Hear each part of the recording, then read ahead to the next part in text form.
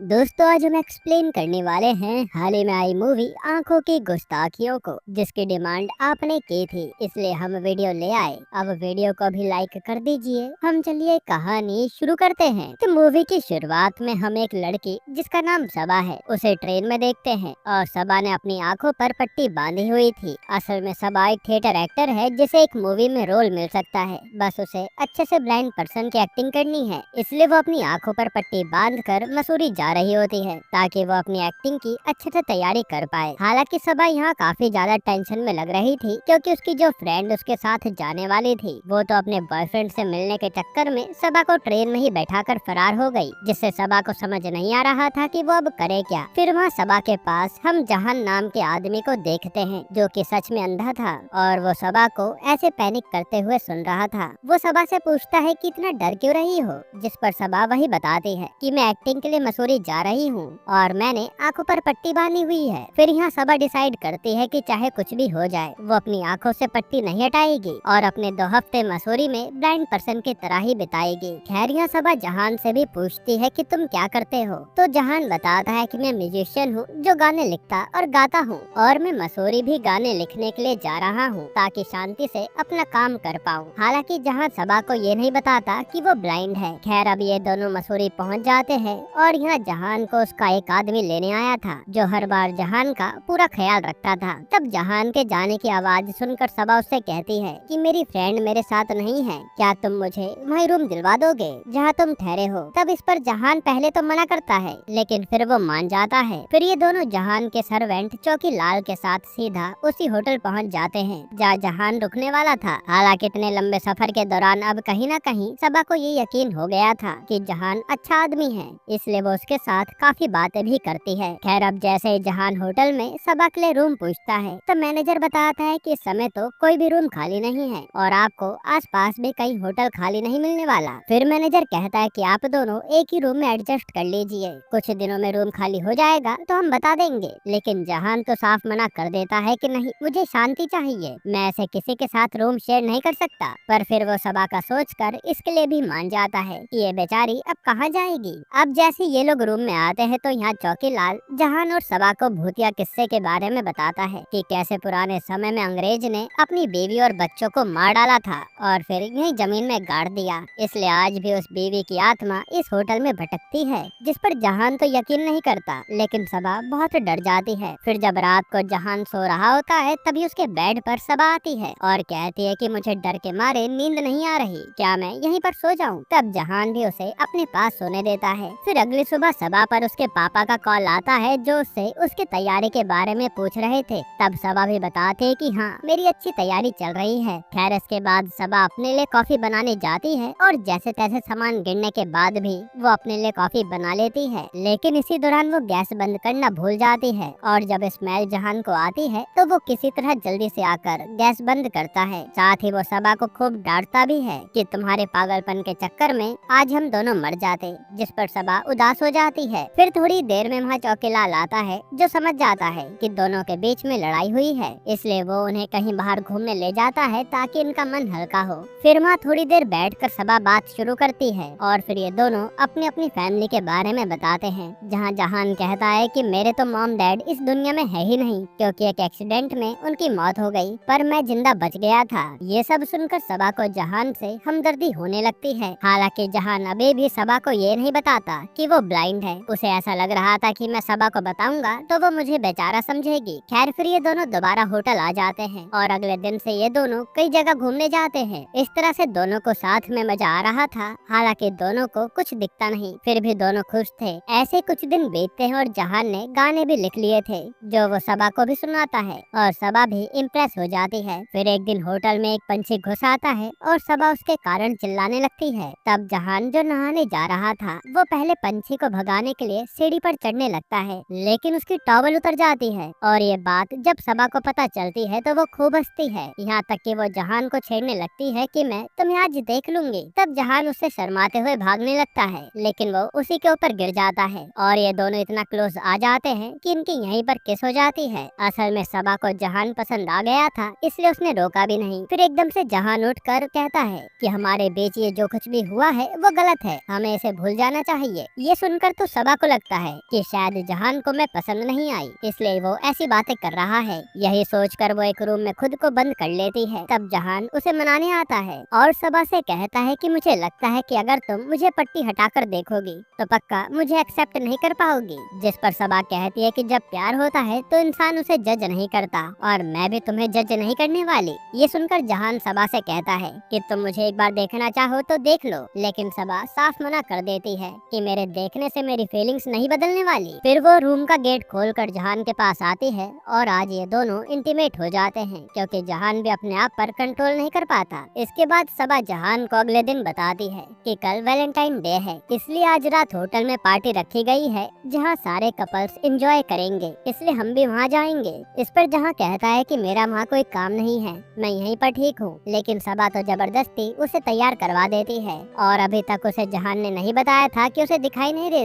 जिसके बाद ये दोनों उस पार्टी में जाते हैं और जब सारे कपल्स डांस करने लगते हैं तो जहान मौका पाकर वहाँ से निकल लेता है। और जब जहान सबा को कहीं नहीं मिलता तो वो अपनी आंखों से पट्टी हटाती है, लेकिन जहान तो अब तक वहाँ से जा चुका था। वहीं हम जहान को देखते हैं जो जाते हुए कह रहा था कि जिस दिन सबा को मेरी सच्चाई पता चलेगी कि मैं देख नहीं सकता तो वो खुद ही मुझे छोड़ देगी, इसलिए मेरा उसे दूर जाना ही सही रहेगा। फिर हमें 3 साल बाद यूरोप का सीन दिखाते हैं जहाँ सबा बताती है कि जहान के जाने के बाद वो अकेली हो गई थी और वो अपनी उस मूवी का सीन भी क्रैक नहीं कर पाई, इसलिए बाद में अपने पापा के कहने पर उसने थिएटर ग्रुप ज्वाइन कर लिया जिसका हेड अभिनव नाम का लड़का था और ये लोग यूरोप में परफॉर्मेंस के लिए ही आए थे। साथ ही हम सबा को देखकर समझ पाते हैं कि अभिनव सबा का बॉयफ्रेंड है। इसके बाद ये लोग आज एक क्लब में जाते हैं, तभी एंटर होते ही सबा को एक धुन सुनाई देती है। ये वही धुन थी जो जहान बजाता था, इसलिए वो जैसे धुन बजाने वाले आदमी को देखने जाती है तब तक वो वहाँ से जा चुका था और सबा को लगने लगता है कि जरूर वहाँ जहान मौजूद है। खैर फिर हम सच में जहान को यूरोप में ही देखते हैं जहाँ वो एक क्लब में ड्रिंक कर रहा था और वो एक लेडी से मिलता है जो हिंदी बोल रही थी, इसलिए भारतीय होने के नाते ये दोनों बात करने लगते हैं। तो ये लेडी तान्या बताती है कि हमारा यहाँ पर एक प्ले है, उसी सिलसिले में आए हैं। वहीं जहान बताता है कि मैं म्यूजिक कॉलेज में फेलोशिप के लिए आया था और अब मैं क्लब में पार्ट टाइम म्यूजिक बजाता हूँ। फिर तान्या के नाम पूछने पर जहान अपना नाम कबीर बताता है, यानी जहान ने अपना नाम बदल लिया।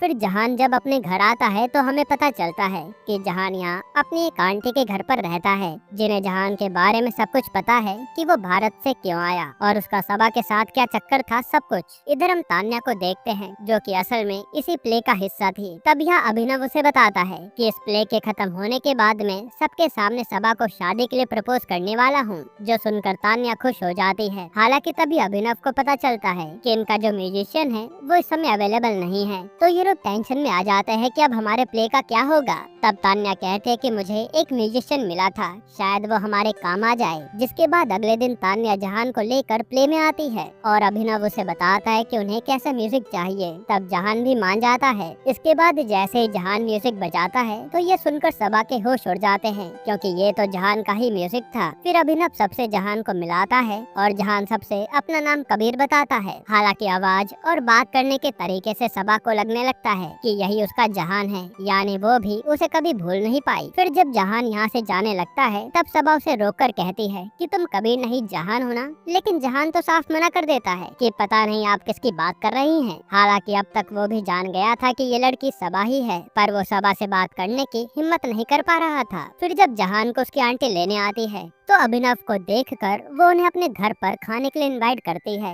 जिस पर ये लोग मान जाते हैं। हालांकि थोड़ी देर बाद जहान आंटी को बताता है कि सबा भी उसी ग्रुप का हिस्सा है और आपने उन्हें फालतू में बुला लिया। खैर फिर रात को सब लोग डिनर पर आते हैं और यहाँ पूरे समय सबा जहान को ही देखे जा रही थी। फिर उन सबके जाने के बाद आंटी जहान से कहती है कि ये लड़की तुझे अभी तक भूल नहीं पाई, इसलिए अब मौका मिले तो हिम्मत करके उससे बात कर और अपना पूरा मैटर खत्म कर दे। ये सब सुनकर जहान अगले दिन सीधा प्रैक्टिस के बाद सबा से मिलता है और रिवील करता है कि मैं ही वो जहान हूँ। ये सुनते सबा उसे चाटा मार कर चली जाती है। फिर घर आकर वो खूब रोती है और जब अभिनव वहाँ आता है तो सबा उसे सब कुछ बता देती है, जिस पर अभिनव कहता है कि तुम आज तक उसे भूल नहीं पाई हो, तो मैं एक बार उससे सारी बातें क्लियर करके ये मैटर यहीं खत्म कर देना चाहिए ताकि तुम अपने पास्ट से पीछा छुड़ा सको, जो बात सबा को भी सही लगती है। इसके बाद सबा अगले दिन जहान से मिलने जाती है और कहती है कि मैंने सोचा भी नहीं था कि हम दोनों ऐसे मिलेंगे। यहाँ जहान भी सबा से काफी सारी बातें करता है, लेकिन सबा उससे एक बार भी अपने मन की भड़ास को निकाल नहीं पाती। इसलिए वो जहान से कहती है कि मुझे तुमसे जरूरी बात करनी है, मुझे एक बार जरूर मिलना।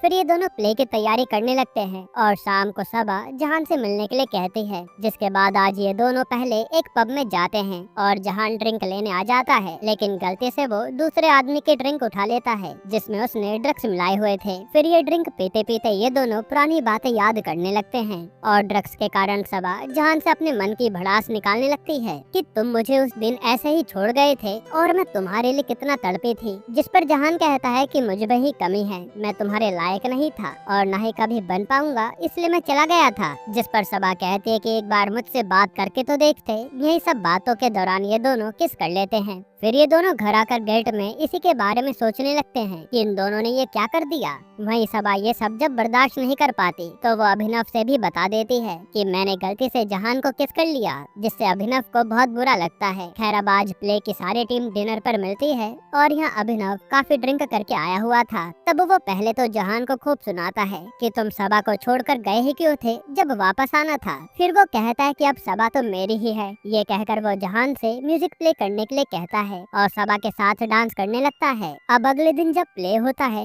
और सबा उसके लिए तैयार हो रही थी, तभी वहाँ जहान आता है और कहता है कि सबा मैं तुमसे तब भी प्यार करता था और आज भी प्यार करता हूँ, इसलिए मैं तुम्हारे बिना रह नहीं पा रहा और हम कभी एक नहीं हो सकते, इसलिए मैं यहाँ से काफी दूर जा रहा हूँ। जिस पर सबा रोने लगती है और जहान यहाँ से चला जाता है। हालांकि ये सब अभिनव ने सुन लिया था। इसके बाद अभिनव सबा को सीधा स्टेज पर लेकर जाता है और वो प्ले शुरू होने से पहले ही सबा को शादी के लिए प्रपोज कर देता है, जिसका सबा पर कोई जवाब नहीं था। तो अभिनव कहता है कि मैं जानता हूँ तुम उस जहान से कितना ज्यादा प्यार करती हो, इसलिए हम दोनों कभी एक साथ नहीं रह पाएंगे। ये कहकर वो उसे जाने देता है। तब सबा यहाँ से सीधा आंटी के पास आती है तो आंटी बताते हैं कि जहान तो अभी यूके जाने के लिए निकला है और अभी वो ट्रेन में होगा। तब सबा जल्दी से सारी ट्रेन चेक करती है पर उसे जहान कहीं नहीं मिलता और ट्रेन चली जाने के बाद जहान सबा के पीछे आता है, जो उसकी आवाज सुनकर ट्रेन से उतर गया था। तब यहाँ सबा उससे अपने प्यार का इजहार करती है कि मुझे फर्क नहीं पड़ता कि तुम्हें दिखाई देता है या नहीं, क्योंकि मैं तो सिर्फ तुम्हारे स्वभाव और तुमसे प्यार करती हूँ। जिसके बाद ये दोनों एक हो जाते हैं। यहीं पर ये मूवी खत्म होती है। दोस्तों आपको ये मूवी कैसी लगी हमें कमेंट में बताना, और अगर मैं आपको छोटा सा रिव्यू दूं तो ये मूवी मुझे महा बकवास लगी। ऐसा लग रहा है कि मानो बॉलीवुड के पास कोई अच्छा टॉपिक बचा ही नहीं मूवी बनाने के लिए। मूवी की स्टोरी भी बहुत बचकानी है, जिसका ना कोई सर है ना कोई पैर, और दोनों ही एक्टर की एक्टिंग देखकर लग रहा था कि दोनों में कंपटीशन है कि कौन कितनी गंदी एक्टिंग कर सकता है। बाकी इस मूवी को मैंने सिर्फ आपके कहने पर झेला है, वरना मैं इसे बीच में ही बंद करने वाला था। बाकी आप अपनी राय कमेंट में जरूर देना, और इसके अलावा कौन सी मूवी का एक्सप्लेनेशन चाहते हैं वो भी कमेंट में बताना। और अगर हाल ही में ये कमाल की मूवी देखना है तो ये वीडियो देख लीजिए। दोस्तों हमारा एक चैनल भी है जहां हम स्टार्स के स्टारडम पर बात करते हैं। अगर आपको ऐसी वीडियोस देखना पसंद है तो प्लीज हमारे उस चैनल को जरूर चेकआउट करना। उसका नाम है फिल्मिनेशन।